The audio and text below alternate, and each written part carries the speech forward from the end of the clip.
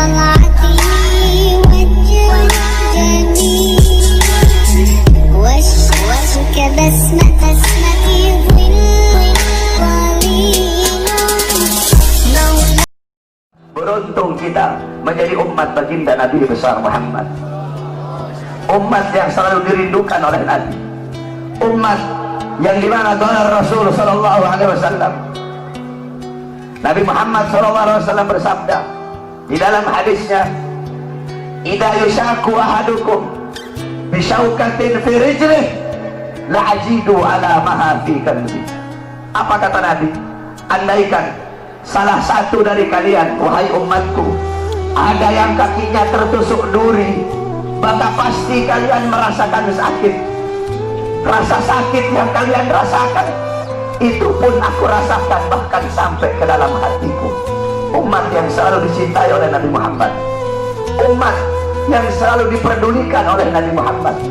Sayyidatuna Aisyah radhiyallahu anha, beliau pernah melakukan suatu pekerjaan yang disenangi oleh Nabi, sehingga Nabi mengangkat tangan dan berdoa, Allahumma ighfir li Aisyah ma qaddamat wa ma akharat ma adharat wa ma abtanat.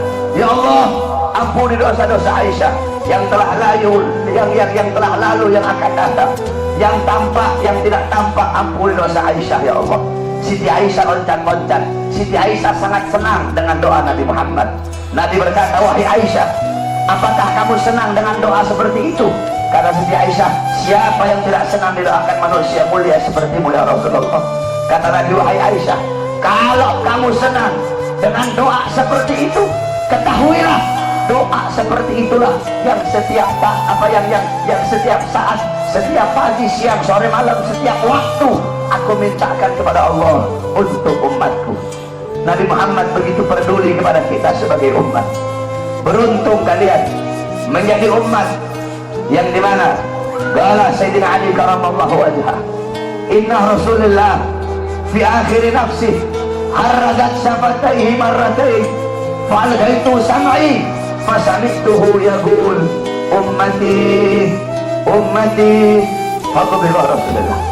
Sayyidina Ali berkata, Nabi Muhammad pada saat detik-detik terakhir nafasnya, aku melihat bibir beliau menggerakkan dengan 2 kali gerakan. Aku dekatkan telingaku, aku mendengar beliau berkata, ummati ummati umatku umatku, kata Nabi Muhammad SAW.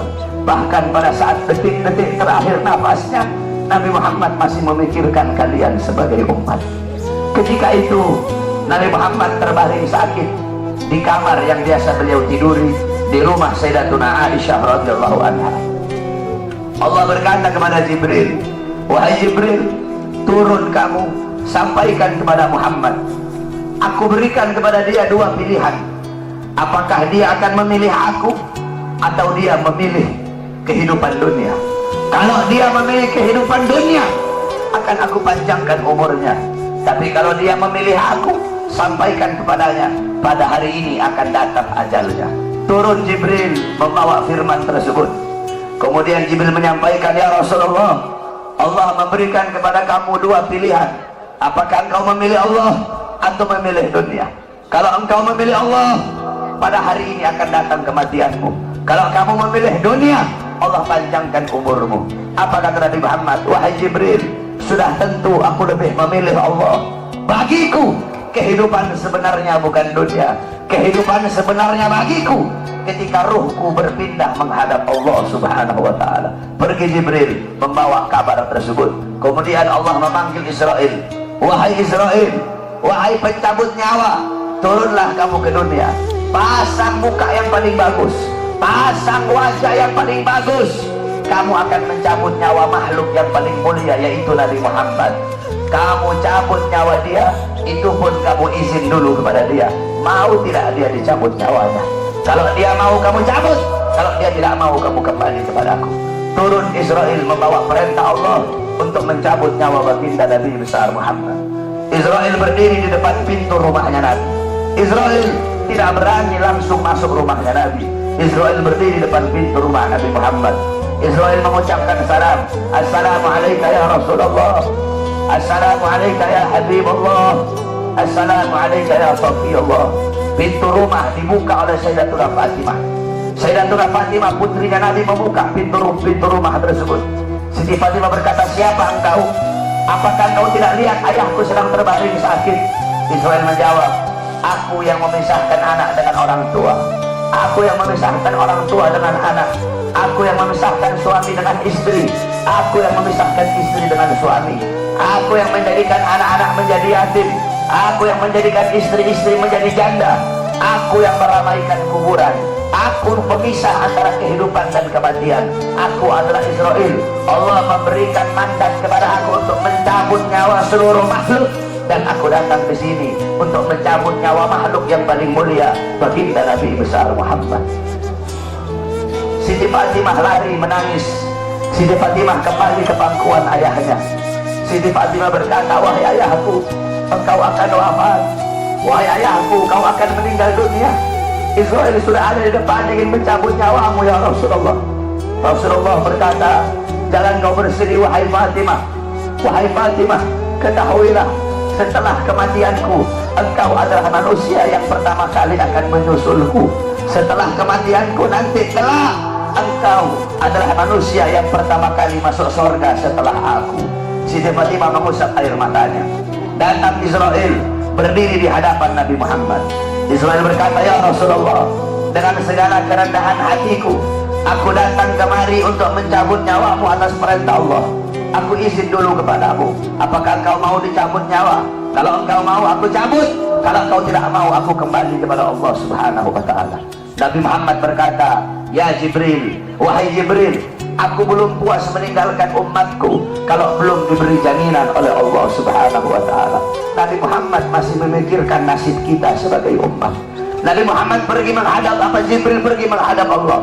Jibril berkata, ya Allah, kekasihmu Rasulullah meminta jaminan untuk umatnya. Apa kata Jibril? Ya Rasulullah, ya Allah, kekasihmu meminta jaminan untuk umatnya. Allah berkata, Allah berfirman, fa'auhallahu ta'ala ala Jibril, basyirhu ya Jibril, innahu awwalu nasin kharijun minal ardi idha bu'isu wa sayyiduhum idha jami'u, fabasyirhu innal jannah muharramatun alal umam qabla an tadkhuluha ummatuh. Tadi Allah berkata kepada Jibril, wahai Jibril, sampaikan kepada kekasihku Muhammad, dia adalah manusia yang pertama kali akan aku bangkitkan dari dalam kubur. Dia adalah manusia yang menjadi pemimpin seluruh manusia di dunia dan akhirat. Dia menjadi pemimpin kelak ketika hari kebangkitan. Dan sampaikan kepadanya, jaminan dariku, surga aku haramkan untuk dimasuki oleh umat manapun sebelum surga dimasuki oleh umatnya. Turun Jibril bawa wahyu tersebut.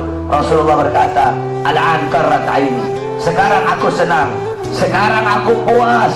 Cabutlah nyawaku wahai Israel. Dicabut nyawa Nabi Muhammad SAW. Ketika dicabut nyawa Nabi Muhammad mendesak. Nabi Muhammad berkata, kata, dicabut lagi nyawa Nabi Muhammad. Nabi Muhammad berkata, Nabi Muhammad merasakan sakit. Di sebelah kanannya Nabi ada sebuah cawan berisi air. Nabi Muhammad meletakkan tangannya di cawan tersebut. Beliau usap air keringat yang keluar dari wajah beliau. Kemudian beliau berkata, wahai Israel, apakah seperti ini rasa sakit dicabut nyawa? Israel berkata, iya ya Rasulullah, seperti itulah rasa sakit dicabut nyawa. Nabi berkata, apakah rasa sakit seperti ini juga yang nanti bakal dialami oleh umatku? Apakah rasa sakit seperti ini yang nanti bakal umatku rasakan wahai Israel? Israel berkata, ya Rasulullah, rasa sakit seperti itulah yang nanti bakal dialami oleh umatmu. Rasa sakit seperti itulah yang nanti bakal dirasakan oleh umatmu. Mendengar itu Nabi Muhammad menangis. Nabi Muhammad mengangkat tangan.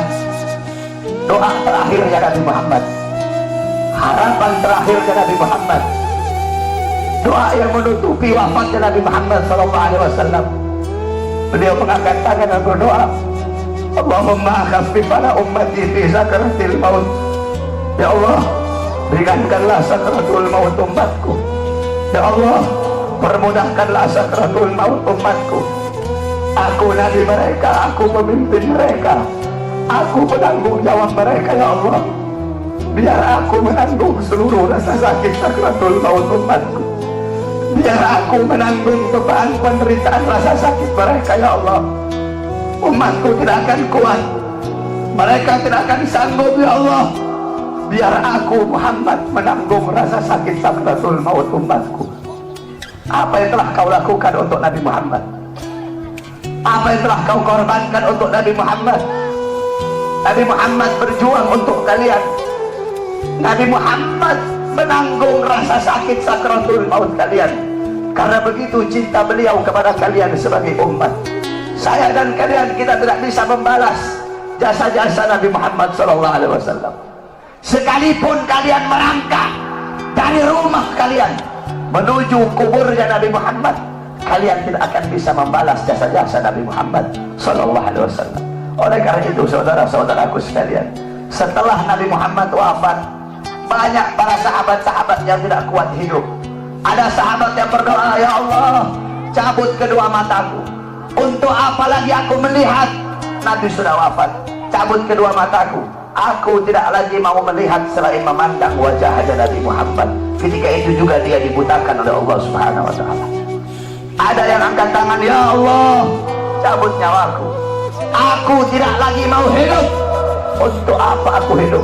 Nabi Muhammad sudah wafat, cabut nyawaku ya Allah. Ketika itu juga Allah cabut nyawanya. Kemudian ada seorang perempuan, ada seorang wanita, qalat li Aisyah, ya Aisyah, ikshif li qabrin Nabi. Wahai Aisyah, bukakan untukku kuburnya Nabi Muhammad. Dibuka kuburnya Nabi oleh Siti Aisyah. Masuk ini perempuan, babakan hatta matat. Wanita ini menangis depan kuburnya Nabi sampai dia mati saat itu juga.